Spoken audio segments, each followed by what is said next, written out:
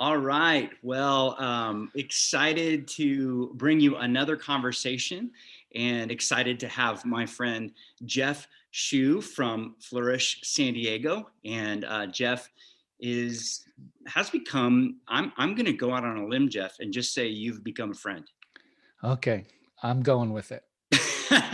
That's I don't know. I didn't feel the warm receptivity to it. I just felt like when someone gives you an awkward hug and they don't reciprocate, that's what I felt like just now. That's okay. Just understand, I was created for the pandemic world. I don't need to hug people. Don't need to be near people. I'm good with it. So, So yeah, if it's any consolation, you are a friend. thank you. It is. It is. And now I know that you don't like hugs, and I will give you a big hug next time I see you in person because I love hugs.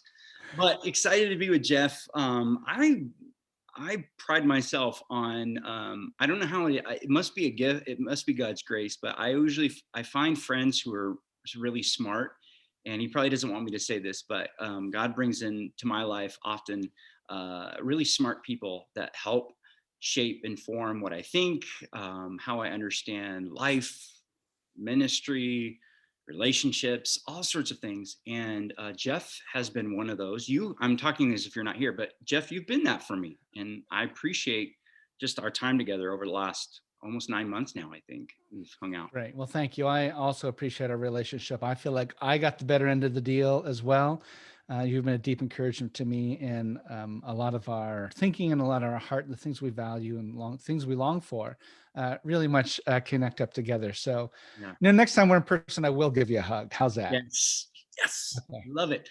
Well, Geoff, why don't you, before we jump into what we're going to talk about, and we'll set that up here in a second. Why don't you just tell us a little bit about what you do and what is Flourish San Diego, and kind of where the heartbeat is behind it. Sure. And then let's see, we're going to go for about an hour and a half, right? So happy to do All right. that. Yeah. Um, I run an organization called Flourish San Diego.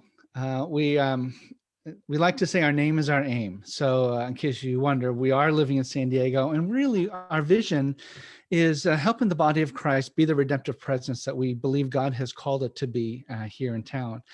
And so that's what we do. And we believe then that much of what is required is helping steward the tremendous gifts and abilities that sits latent within God's people in churches throughout the county. Mm. And I believe that there's a tremendous opportunity to disciple people in ways that they can actually recognize that there is more about themselves and what God has graced them with that can be employed in service of God's redemptive agenda. And so, as we teach about that kind of holistic discipleship, all of life, for all of what God's up to, our hope is that we can help Christians find ways that they just come alive because they now are living on mission with God. Mm. So part of that work then just is coming alongside pastors. So a lot of our language is sort of helping pastors figure out how to navigate the changes in culture. But really, the message is just how to live authentically and how to flourish as people. Mm. Yeah, love that. And part of our conversations have been mainly around about kind of the conversation of how do we help pastors, because we both have been pastors and we both have led groups of people and tried to shepherd them well, and have both at times struggled with our own, how we've been formed in terms of our lives, and how we've been shaped, and how we have shaped the communities we've been a part of in good ways and in not so healthy ways, and all those kinds of things. And so a lot of our conversations have been about how do we help pastors flourish? How do we help pastors take care of their soul while also developing their skills, or just not at the expense of the other, right? Mhm. That's right. Yeah. And it's fascinating because, here I was, I found myself in ministry for some 20 some odd years when what I thought was the gospel actually took a radical shift in my thinking. Not what I believed, I still believed in Jesus and all this kind of stuff. But I found myself having, well, I'm going to use the word counterfeit.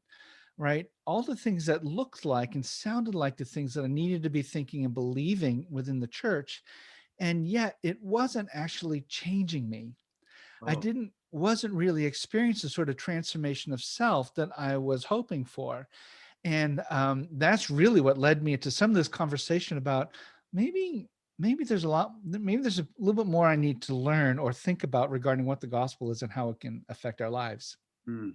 When you say that, I sadly it strikes a chord in me, and I know we've had these conversations together, but like I have thought to myself, gosh, how could I have been a pastor, and not in a condemning way, because we're going to get into that. That's not helpful either.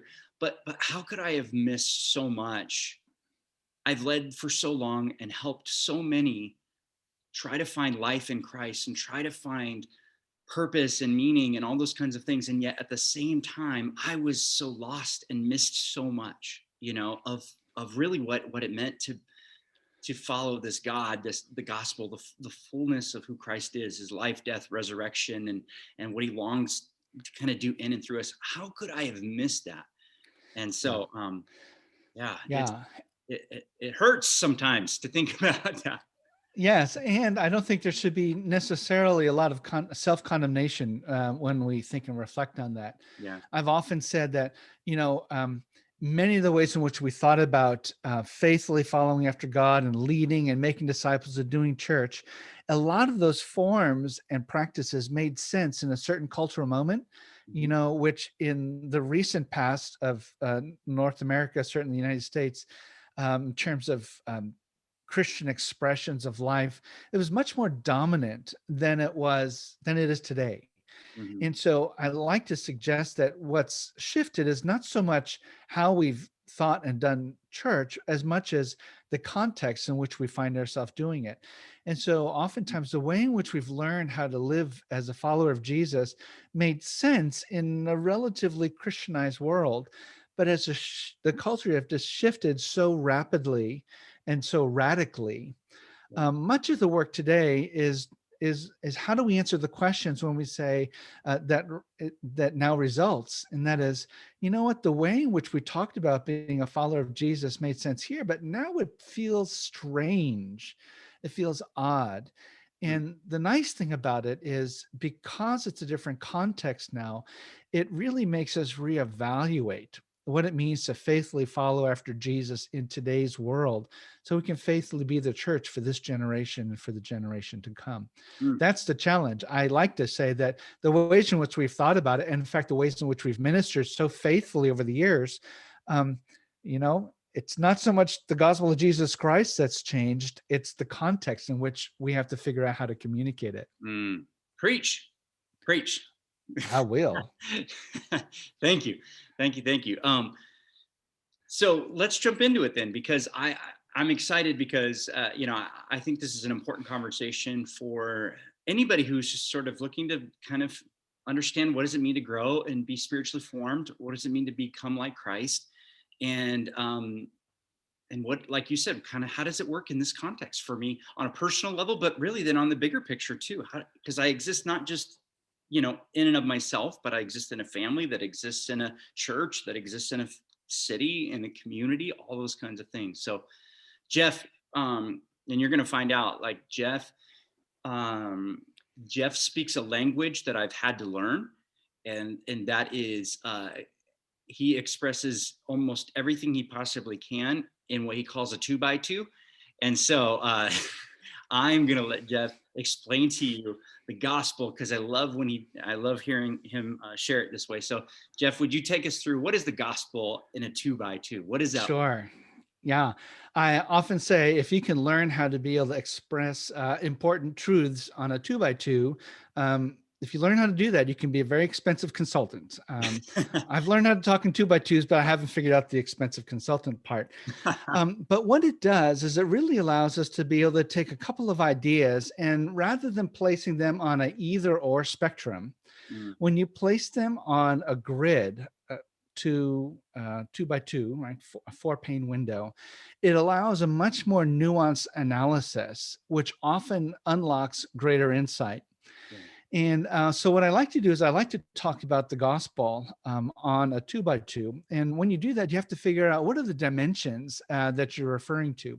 Mm, And I guess I'd say that, as we jump into it, that what I'm really going after is what does it mean to understand the gospel in such a way that it shapes us and forms us to be the kind of people, that we've always suspected that we had always hoped that we would be. mm, Is it possible that the work of transformation that I'm hoping to experience, this formation to Christ likeness, to resemble Jesus, um, is not something which I feel like I'm going to be doing things that look Jesus like, but are actually relatively hard to do and almost unnatural, because the natural thing is to be a slug, right? mm, But is it possible that the gospel can form me to be the kind of person such that whatever I wind up doing is the fruit of who I've become, mhm, rather than a gospel that never really changes me inwardly in my motivations and my heart desires, but only is telling me to act in certain Christiany ways. And my concern there is that I feel like for me, it has been one of those things where I did a real good job for some 20 years of learning the right theology, and went to seminary and grad school, learned Hebrew and Greek and all these sorts of things. And yet I don't know that I was necessarily becoming the kind of person that the gospel had the ability to change me into. mm, And so about early 2000s, a friend, through a course that we're taking, sort of contrasted the gospel from how I was thinking. And that made all the difference in the world to me. So I'm going to share my screen and say, there, that should be it. You should see that the gospel and its counterfeits. And you'll pardon me if I look over here, which is where my slides are. The question I want to ask is, where in the world does the power come to become transformed, or for me to be changed? And there's so many things in our lives that feels like it just sort of sticks and we just don't know how to shape it, or to change it. And I would argue that, of course, it comes from the gospel, the life-changing message of Jesus Christ. And as you'll see in a moment, it's far more than I thought it was. The 2x2 is here. As I mentioned, it's often helpful to be able to place a couple of values on either axes, X and Y axes. And for the sake of this 2x2, I'll talk about across the bottom from left to right, a low value on something to a high value on something, and from bottom to top on the Y axis, low to high. And I like to think about the gospel in terms, on one side, referring to the law. Now, when I'm referring to the law with the lowercase l, I'm referring to this idea that if I keep all the rules that I believe the scriptures teach me to keep, then I will be doing a good job. I will be more pleasing to the Lord, and that'll be a good thing, right? Um, the law, the sense of me and my human effort trying to keep the rules and expectations that I believe God has for me. Across the bottom, I believe the other dimension that does a great job of explaining the gospel and distinguishing it from its counterfeits is the word grace, the idea of grace, the idea that um, there's nothing I can do to merit something, but rather grace is favor that I received, not because I deserve it, but it's almost um, it's almost because I don't deserve it that I get something that makes it grace, right? gift. Um, Yeah. it's love, it's acceptance, it's forgiveness. You gonna say, Matt? Yeah, I just said it's a gift. Yeah. Yeah, totally a gift. And it's interesting because once you place two terms together and you try to figure out how to define what the different the different boxes might be, we might ask ourselves a question. Can you see my cursor? Yep. What would it look like if I say, how would I describe a life or an understanding of the truths of Christianity if I said it was all about keeping the rules of God and not needing to rely on God's grace. You know, what is that? Um, I use the word religion, and I use it not so much in a negative way, talking about a faith belief system, but rather, if you prefer, false religion, or perhaps more technically, religious performance. Mm. This is the idea that if I keep all the rules in my own power, I don't need a lot of grace, right?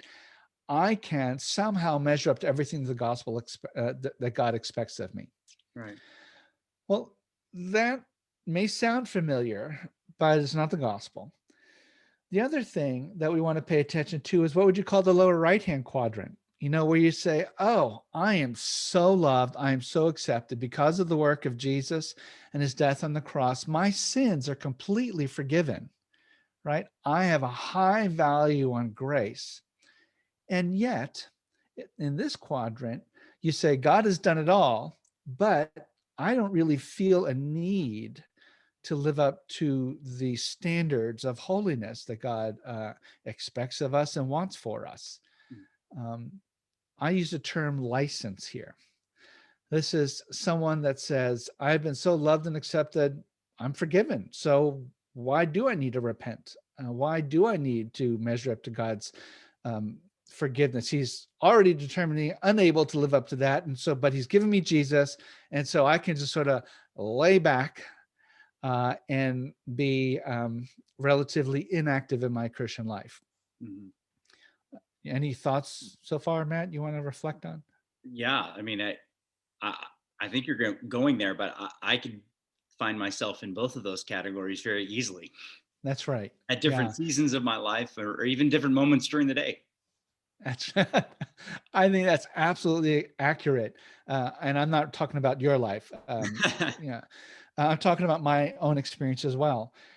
Oftentimes, there's this false dichotomy that we think, oh, we got to work really hard, really hard, really hard to measure up. And at some point, we realize we just can't. And then we kind of do the woe is me sort of a thing.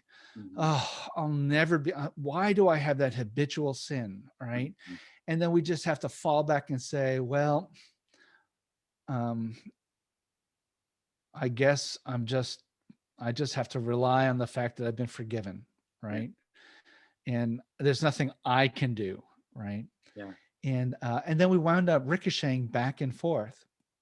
yeah, I would suggest that neither of these are the gospel. yeah. Well, in the work that I do, helping counseling, coaching people, is what you just described. I think because I work with a lot of Christians, but some not. But what I experience is a lot of people who have tried, worked hard to do the right thing, to behave the right ways, to believe the right things.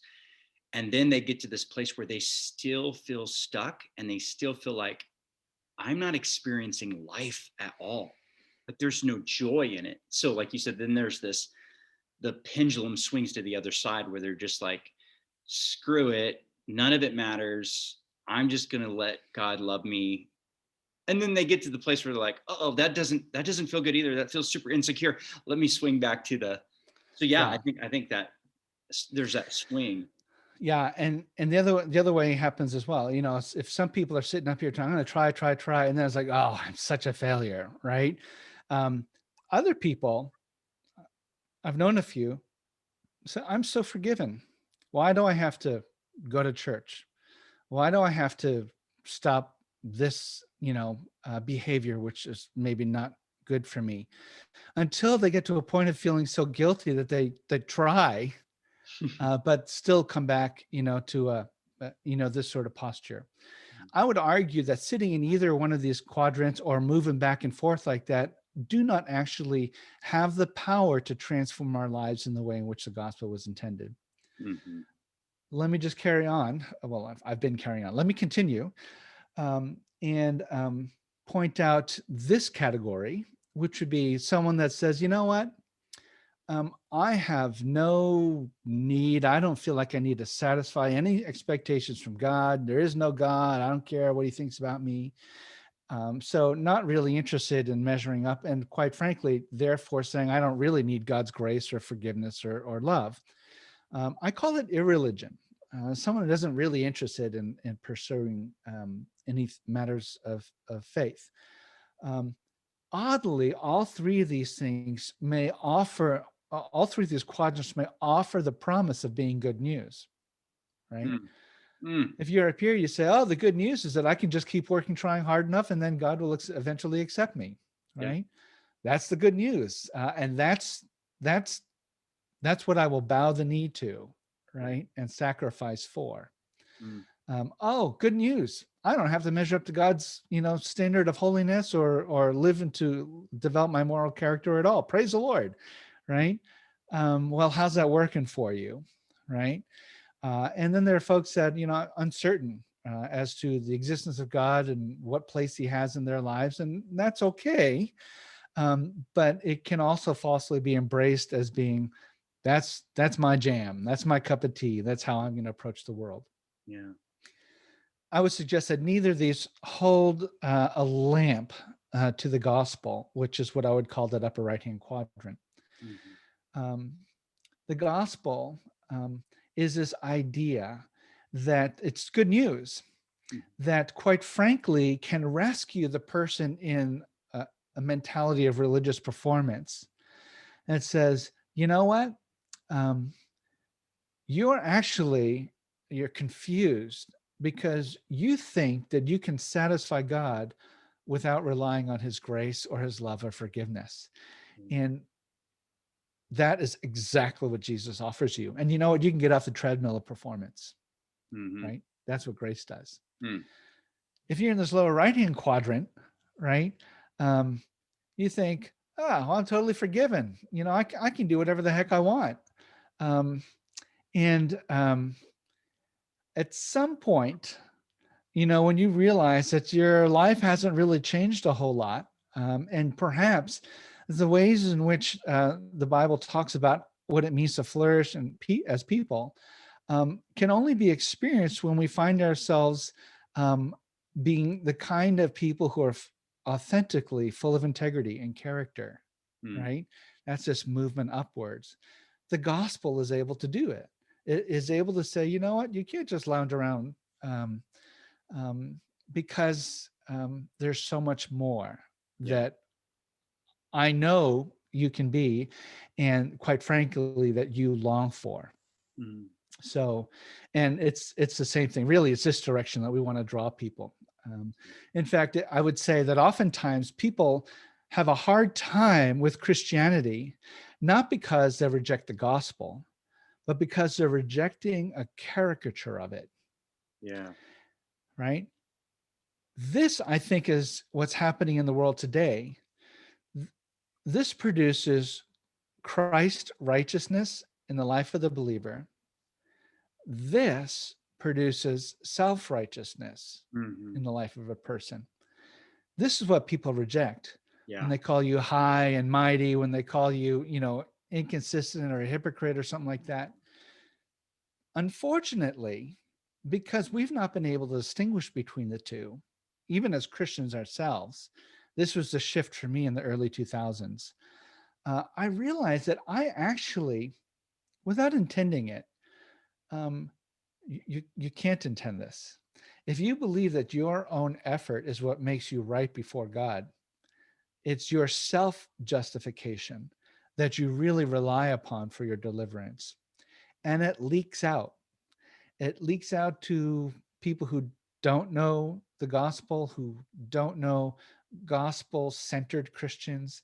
And they look at you and they go, who are you to wag your finger at me and make Mhm. fun of my choices and my language? Yeah. That happens because of self-righteousness. Yeah. Last slide for this section here. This is what we're actually being called to. Yeah. And to move from each of the different quadrants into the gospel requires a different sort of repentance. So let me pause there. Yeah. Hmm. That's so good. I wonder where people find themselves if they can identify where they're at. I think what's so helpful about this model is so simple is to go, man, um, I can identify where I might be, the challenge that you and I have talked about quite often, not only for just Christians, but as we have sort of self-identified as Christian leaders, as pastors, um, just how off I've been in terms of my own formation. That my formation has at times been largely in the upper left-hand corner. Um, and only when I really screwed up, or you know, that then I might dip into the, oh yeah, remember grace, you operate in grace. But there's that tension there that um, that man, I think for so long in my own life, in my own spiritual formation, I got out of touch with the gospel, meaning I stayed so, I was close. I was in the, if I was up in the upper left-hand quadrant, I was close to the line in the middle. I was close to the gospel, uh, but I was still on the side of religion and self-effort.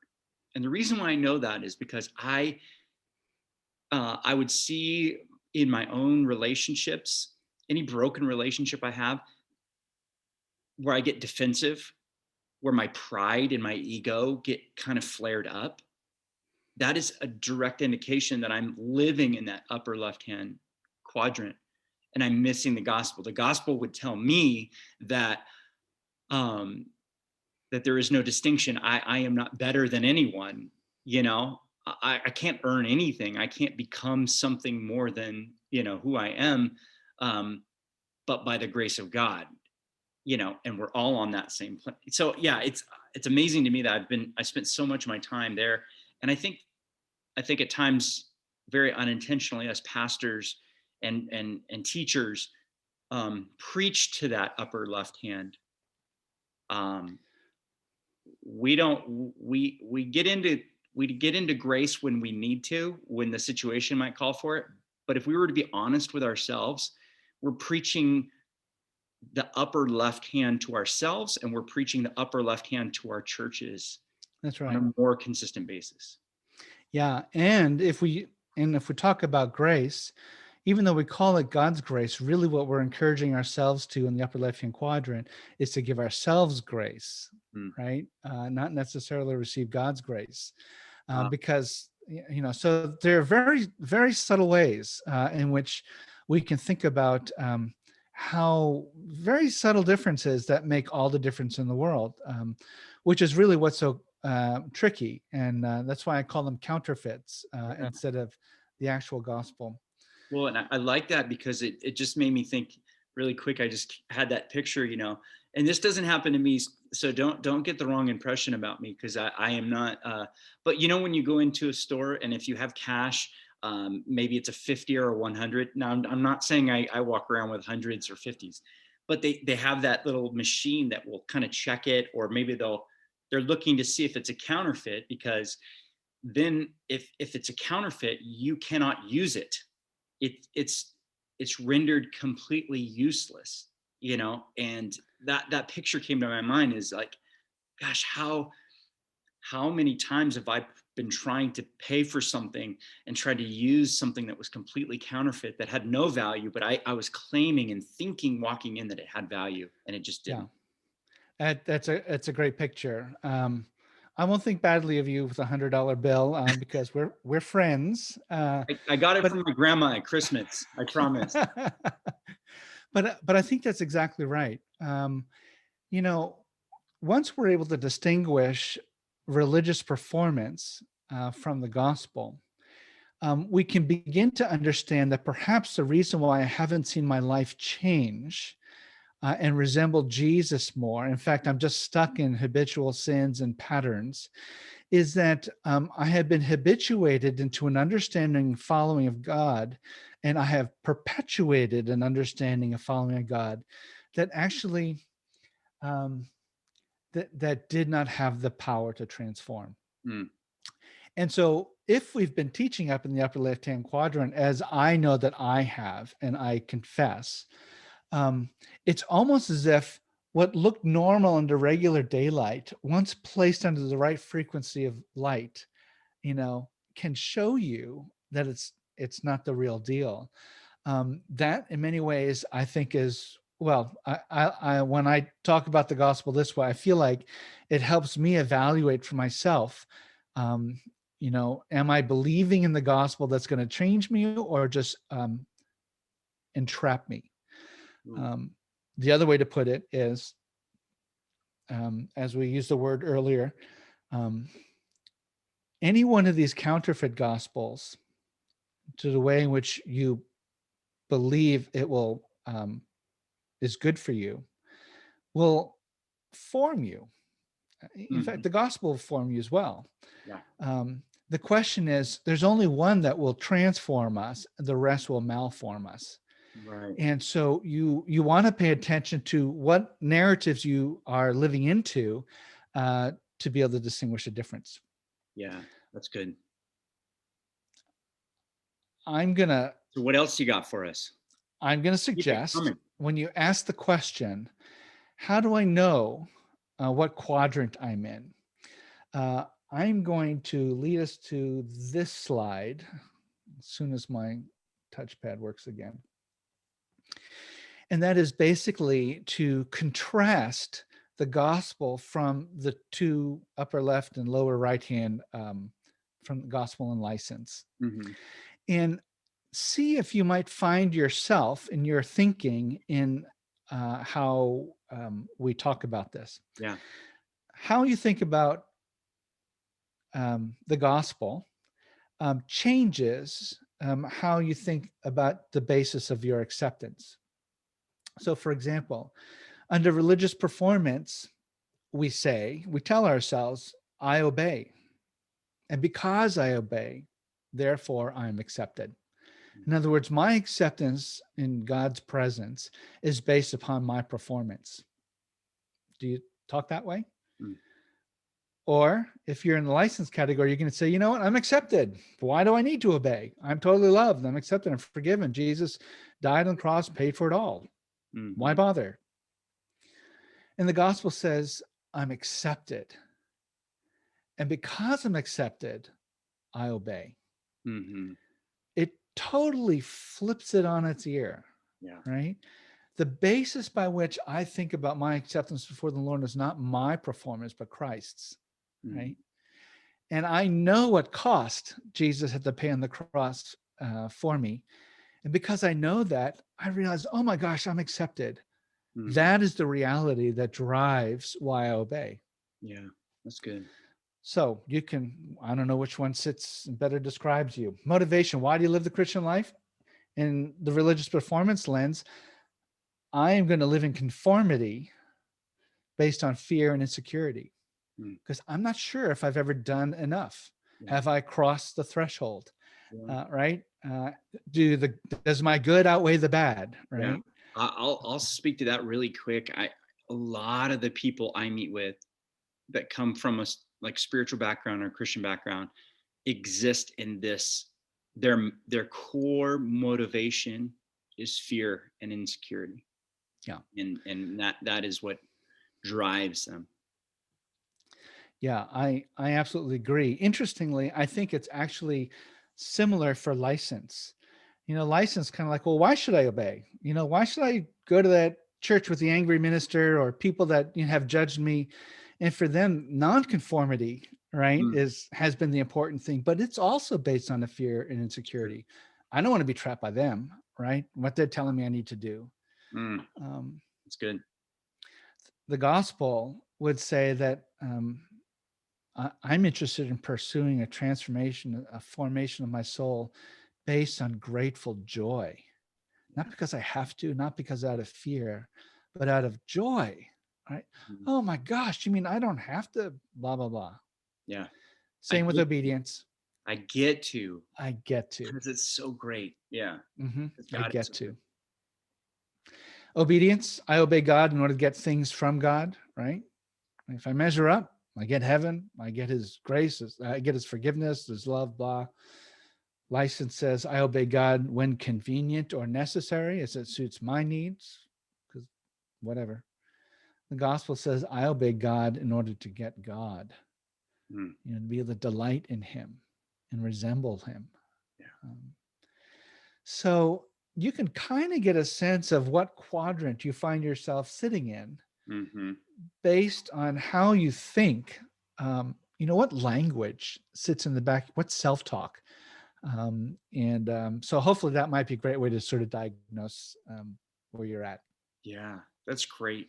So Geoff, where do we go from here? Like, how do we develop? How do we move to a greater extent into the upper right? How do we really embrace the gospel and live the gospel? I'm just so glad I happen to have a slide. Yeah. Um, one of the things that really helped me understand the gospel as opposed to religious performance, which was my journey, was hearing Tim Keller, pastor at Presbyterian Church in New York City, saying that when you're understanding the gospel properly, you're going to be able to hold two statements in tension simultaneously. Mm, One is that we're more sinful than we realize. mm. Hooray. And you are more loved and forgiven than you could ever dare hope. Yeah. Simultaneously. It's not one at a time. It's not zigzagging back and forth. Yeah. It's recognizing the two together. Mm, And for me, then, what that means is to take the 2x2. It means that you know what? If I'm in the license category, realizing, oh yes, God's grace is amazing, um, but I'm not really uh, developing a moral character as I hope. I'm actually more sinful than I realize. yeah. Uh, and it also means then that because we know that Christ's death on the cross paid for every single one of our sins, even the sins that we're just realizing, for a person from the license moving up into the gospel, they're not only supposed to say to themselves, I'm more sinful than I realize, but Jesus already died on the cross for my sin, which means that he knew about it. It didn't surprise him. And that tells me that his work on the cross, even though I did not understand it, that he's already made provision for it. And I'm already more loved than I realized and more forgiven than I could ever dare hope. Yeah. The same things happen if I'm moving from the religion category, right? Oh, look, uh, oh, I'm keeping all the rules, but I have I have thumbed my nose at God's grace made available on the cross. Hmm. I am more sinful than I realized. Yeah. And then we realize, but it didn't surprise Jesus, right? Hmm. And we realize we are more loved and forgiven than we could ever have imagined, right? Yeah. So what I like to Mm, say is really what you want to do to from any quadrant to move up to the gospel is to hold those two things together. When you suddenly realize, oh my gosh, I didn't realize I was a terrible dog owner. No, maybe that's not a good example. I would never That realize that. I'm amazing at being a dog owner. for me, as I'm paying attention to caring for my aging parents, uh, I find myself with impatience, more impatience than I knew that I had, Mm, and realizing that rather than beat myself up over that, which only feeds my self righteousness, yeah. I need to recognize that Jesus died on the cross for that as well. I am more loved and forgiven than I ever dare hoped. Yeah. And when you realize that your realization of sin is going to be met with love and forgiveness each time you confess it, what it does is it incentivizes you to confess more quickly Yeah. and more often because now you're experiencing the gospel Yeah. more often. I Mm, call that preaching the gospel to yourself. And it's the number one discipline I think that we need to engage in as followers of Jesus. yeah. Oh, that's so good. I think what comes to my mind, and I don't know if other people can relate to this, but hopefully as pastors and leaders kind of see this, but when, when as a leader, as a pastor, we have people that come to us basically like come to us with, okay, here's the dilemma. This person, I'm having a problem with this person, and they are more sinful than I realized. You know what I mean? And I've gotten rid of the other, right? Like um every every conflict, and we're as pastors taught to now be God in that moment, right? And go, I have decreed, yes, they are more sinful than they realize, and you are more righteous than you know. We're called to make a distinction between those religion and license, right? When in reality, what I've started to do for myself, preaching the gospel to myself, is every time I start to feel like I'm getting resentful or bitter or hurt, or things are coming up in me, I, I remind myself that I'm more sinful than I realize, and I'm more loved and forgiven than I dare hope. And Mhm. in that moment, it feels like I take the responsibility of being God and judging others, and declaring who's righteous and who's um, good and who's bad, you know.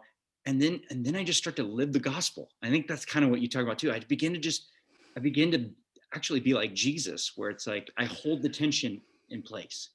Yeah. And I think I can even describe a little bit. I'll describe a little bit of my realization of moving out of religion toward the gospel. And that was once I began to realize that I used to, when I realized that I had failed, that I had somehow fallen short of my perception of the godly person I was, I would beat myself up. Hmm. Right? I'd basically say, "You're an idiot. You know, who are you to call yourself a minister of the gospel and someone who resembles and represents Jesus?" And I used to beat myself up. And I I began to realize once as engaging in this conversation that um, Jesus forgives me. God doesn't ask me to offer up any more suffering or payment on behalf of my sin, which has been forgiven by Jesus. And so it's almost like I was saying, okay, Jesus, thank you for dying on the cross for my sins. Your standard is awfully low. I'm going to have a little bit higher standard, and I'm going to go ahead and beat myself up until I feel like I have beaten myself up enough to be able to be worthy of receiving your love and Yeah, grace. yeah. Well, now let me ask you, whose standard is higher, Mm. right? My own. And so I began to realize, well, if this is true,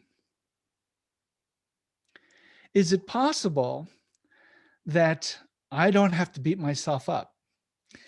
And I found myself failing and then going, I need to beat myself up. Oh, wait, the gospel says I don't have to. Mm. Then I started feeling guilty for not beating myself up, Yeah, yeah. right? That was the logical next step. Is it really this easy? Is that really how it works? Mhm. And then all of a sudden, and it's like Jesus is saying, yes, that's right. Yeah. It's not your effort, it's my grace. And very soon, I don't know how soon it was, I began realizing um, I don't have to beat myself up. I simply need to embrace God's love and grace and forgiveness through the work of Jesus Christ on the cross. Like, wow, that is really a good deal. Um, That's good news. yeah, and so that's how I found Yeah. myself. The word that comes to mind for me is surrender. Like I surrender and accept the gospel Yeah, as it's given, not as I try to form it to be. And that for me is so much freedom. Just those two distinctions you made, if you know, whoever's watching this, whoever, you know, if you can just begin to hold those tensions um in place, um you'll notice over time, because it takes time, because you've been programmed in one of these other boxes for so long, that um it's hard to get out of the habit. You've created that pattern, that neural pathway, that way of believing and thinking. um it's That's right. hard. That's right. It's Yeah. If we had time, I know we don't today, but that's what I would write across the top. The arrow that moves in this direction is surrender. It's mm, saying, give up all of your good deeds, right? And just trust that Jesus' good deeds, you know, makes you right. yeah. And I would say the direction this way is I'd use the word effort, right? In other words, um, um, effort makes them exert in the engaging in spiritual disciplines and exercises and Yeah. trying. Yeah. And effort is not the same thing as earning, Right. right? Earning is an attitude, right? It says, I don't need grace, right? But effort means I'm going to engage my human faculties, right? Mhm. And I'm going to rely on God's grace Yeah. to be able to grow toward Christ Yeah. likeness. The So, pursuit of God. The pursuit of God, yeah, in your formation, or yeah, draw near to God and he'll draw near to you, like that effort part. Well, Geoff, thank you so much for this time sure. and for just helping us kind of frame and understand God better, really. And I'm just grateful for the work you do. And yeah, hope this for all of you encourages you in some way. And if you have questions and want to talk more, just leave a comment and below, and we can interact with you. We can figure out, a time to connect and process. But we just want to encourage you to really move toward Christ by moving toward the gospel, toward the good news. Jesus is the gospel, and gosh, you're going to find and experience the freedom that you've been promised for so long. It's actually real. It is actually real. So, thank you, Geoff. Appreciate your time and look forward to the next conversation. All right. Thanks, friend. All right, bye, guys.